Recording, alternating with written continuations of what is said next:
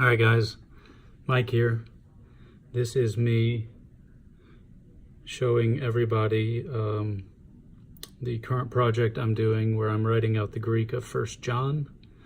And on my left column, I am doing it copying out of the Stephanus 1550 copy that I have. And I will be probably doing a video review of this at some point. This was a book that I had printed up and I copy out of it. And then on the right hand side, I'm copying the same verses on either side, but on the right hand side it's Codex Sinaiticus.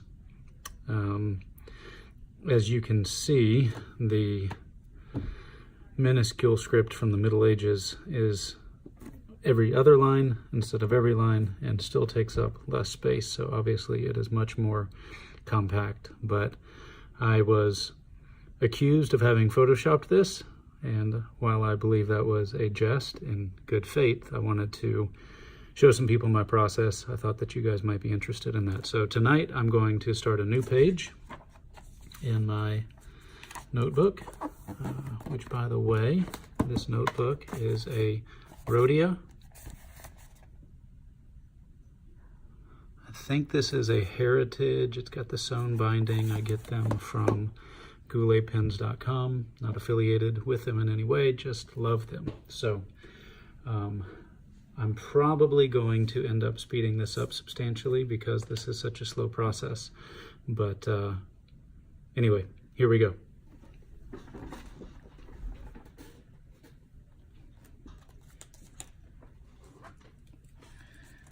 First thing I'm going to do is mark my lines in pencil, and this gives me some good guides that I can later erase and have everything looking nice and crisp, but not leaving a trace to be seen afterward.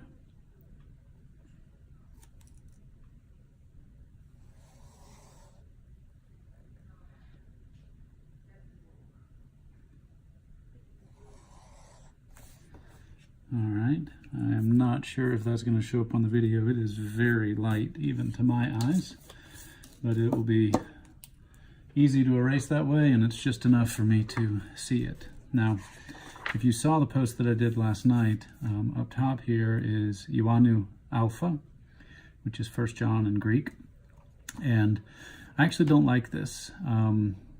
Because of the way that I'm doing it, I want to match the script from Codex Sinaiticus, and that omega, the capital omega, is actually not how it's written. You can see here that this, what looks more like a W here, is the omega from the original uncial or majuscule script. So on this one, when I go to write it, I'm going to try to be better about that. And as you can see, I'm a lefty, which right away tells you that this is slow because I'm laying down a lot of ink, but it dries before my hand gets over it. So here we go.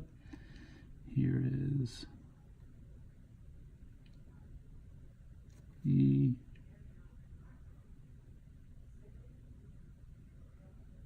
yo,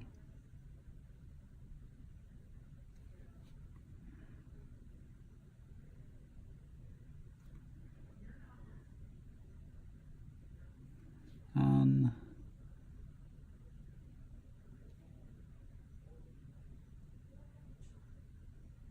ooh, alpha. All right, and for anybody that's interested, what are the tools that I'm using? Well, I've told you about the notebook. This here is a Jinhao X750 pen, and I've replaced the nib on it. If you look really closely, you can see that's a Goulet Pens logo there. The pen itself cost me something like $9, and I really like it. It's heavy, it's got a metal barrel, feels really good in the hand. I've got several of these of the X750s, And then I've got a couple of the Jinhao X450s that you'll see. This Goulet pins nib is a 1.5 millimeter. It's the widest nib that I currently have besides a flex nib that really can probably go out to about 1.8 or 2 millimeters, something like that. And it lays down just a really nice, broad, wet line of ink. The ink in this one right now is Diamine Sargasso Sea. Fantastic ink, nice, dark, rich, deep blue. And on certain paper, you get a really good sheen from it too. This Rhodia notebook paper tends to absorb inks a little bit too much to get a very good sheen out of it. As you can see, it kind of, it's bleeding through. It's not really bleeding through, but it's soaking in, and you can see that ghosting through on the other page. So you don't get the sheen out of that ink on this paper, but on the right paper, like man, my favorites, Tomoe River 52 GSM cream colored, and that stuff, you can put as much ink down as you want just about, and it will not soak in. And when you do that on the Sargasso Sea, that nice, rich, deep blue gives you kind of a golden sheen. And every time I show people, they're just amazed because they can't believe that blue ink turns gold. But anyway, it's really, really cool. The pen that I'm going to be using on the left side here for the Stephanus 1550 is a TWSBI Eco T. This was a special edition blue. This one came in an extra fine nib, which, to be honest, not my favorite pen. I do love TWSBIs, but this extra fine nib, it ends up being kind of fine for me, and somewhat of a dry writer. Definitely had to go slow on this page in order to lay down as dark and thick a line as I did there. And let me see here, the ink that I have in there is this ink sample that I got. It is I think I'm pronouncing this right, Caran d'Ache, or Caran d'Ache, I'm not sure how you say that, magnetic blue. It is kind of a blue-black, really shows up on the paper, in my opinion, more as a black than a dark blue. I think it's okay. I'm basically using it because I think it's the best nib that I have for doing this kind of fine work that I have to do for the Stephanus. On the other side, on the Codex Sinaiticus side, here I've got another Jinhao. This one is, oh, that's just not going to show up real well. It's an X450. The other was an X750. And again, new nib, Goulet pins. This is a 1.1 millimeter stub nib. I'm really a big fan of the stub nib, so I've got a few in those. And it, with my lefty kind of vertical, turning around, wrapping as much as I can, it ends up really closely approximating, I think, or letting me closely approximate the script that you see in Codex Sinaiticus. And then finally, I will be writing the reference up here in the box with this.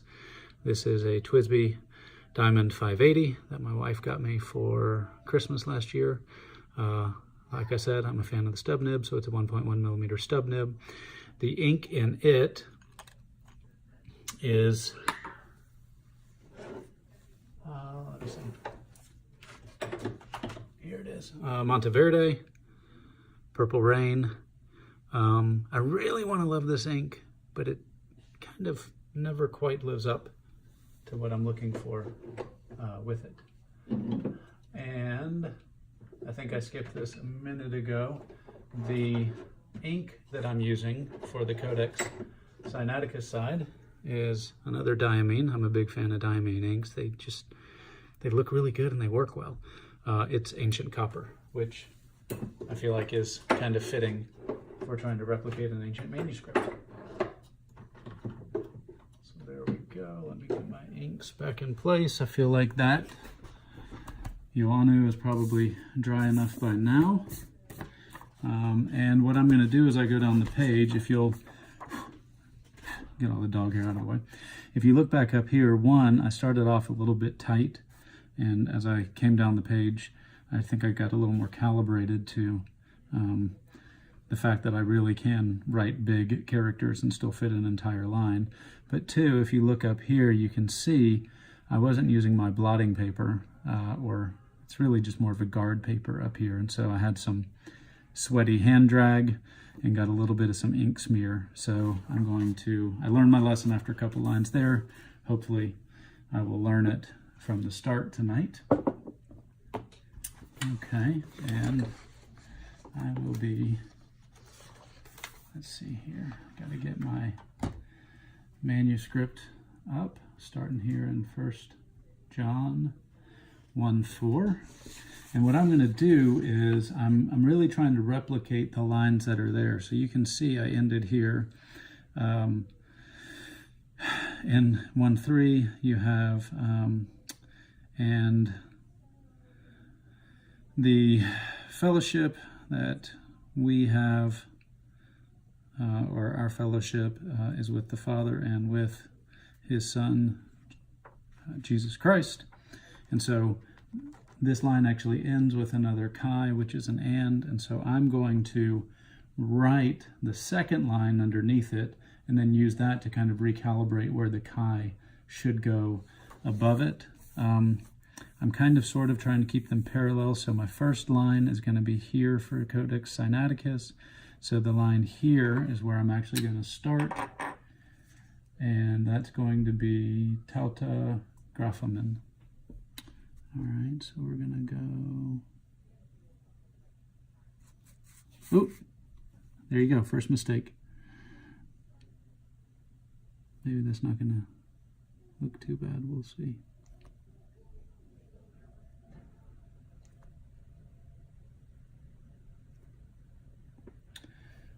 All right.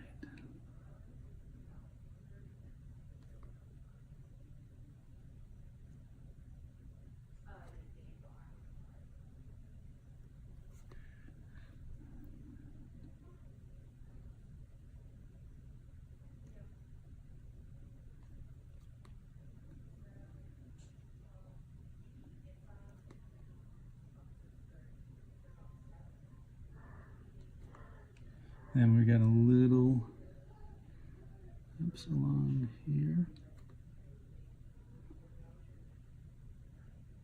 And that's what I love about this 1.1 millimeter stub, is it just seems to be the perfect size for what I'm doing here.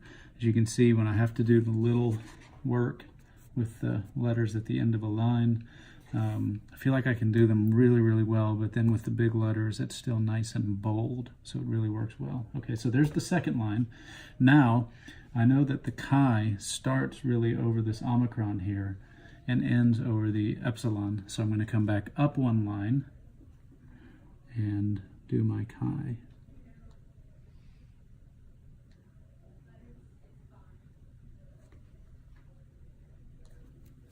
There we go, and that's fairly close enough. Tautograph.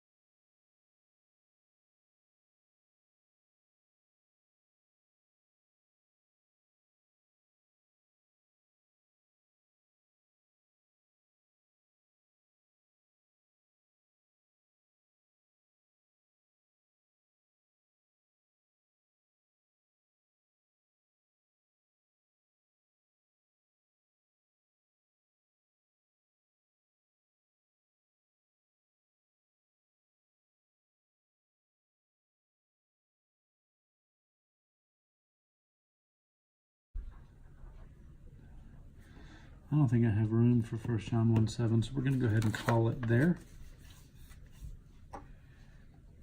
All right. So that'll be that, and then I've got 1 John 1,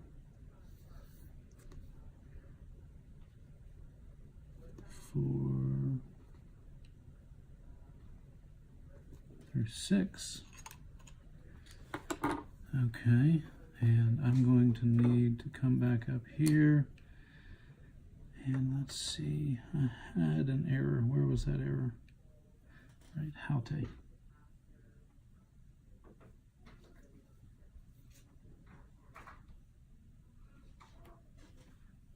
So here, that aute, or that haute, or a aute, or whatever you would want to call it, I'm going to mark through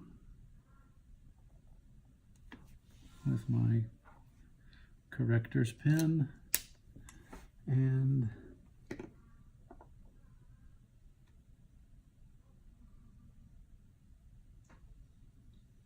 I am really not sure what this correction is in 1 John 1:5.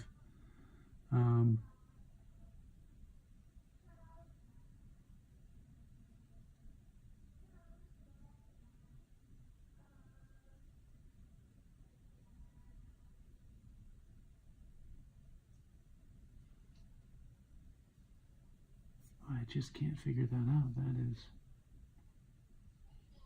is interesting. All right, well, I'm going to have to do more research on that, but there you go. That should give you a little bit of an overview. Right now, this video from start to finish in real time has taken 36 minutes, and I did 3 verses.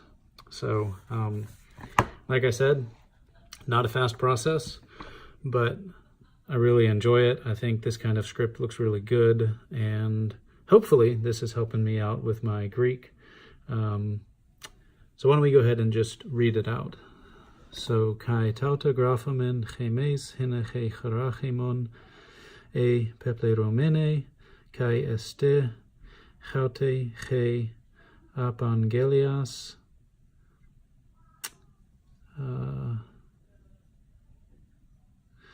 hein akekaamen apautu kai anangelamen chumin hatihatheas fosesti kai skatia in auto uk estin udemia ean epomen chati koinonian echamen metautu kai into skatia or skati peripatomen pseudamatha kai upoiumen ten alethian.